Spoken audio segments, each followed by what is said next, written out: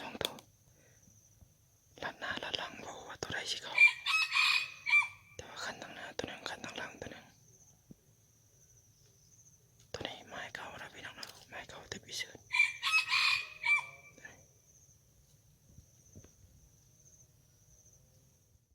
สบายดีตอนเช้าวันเสาร์พี่น้องเอ้ยมื้อนี้มาเลยเนาะยิ่งใกล้ขนาดพี่น้องเอ้ยมันเขา2 ตัวเนาะตัวหนึ่งเขาทางหน้าตัวหนึ่งเขาทางหลังแต่ว่ายิ่งตัวเขาทางหลังเนาะเพราะว่ามันเขามาแล้วมันเห็นเฮามันก็ไก่แน่ผลเนาะเฮาอยู่โอนยิงไก่อยู่ประมาณปุ่นพี่น้องปุ่นเห็นบ่กกติวนะกกติวหน่อยระยะประมาณ40 เมตรหรือ50พี่น้องเลยมือเซนเปอร์เฮานั่งเงือดอยู่บนนี้กูเทื่อว่ายิงใกล้บ่ห่านบนนี้ยิงใกล้พี่น้องเลยเพราะว่าไก่เขาแล้วมันเห็นเฮาพี่น้องมันอยู่ใกล้สามบ่ตัดสินใจยิงใกล้กับแม่นถือว่าบ่ได้เนาะ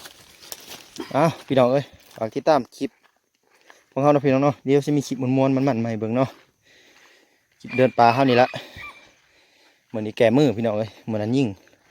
บ่ได้แล่นไปเหมือนนี้เอาใหม่ขอขอบใจพี่น้อง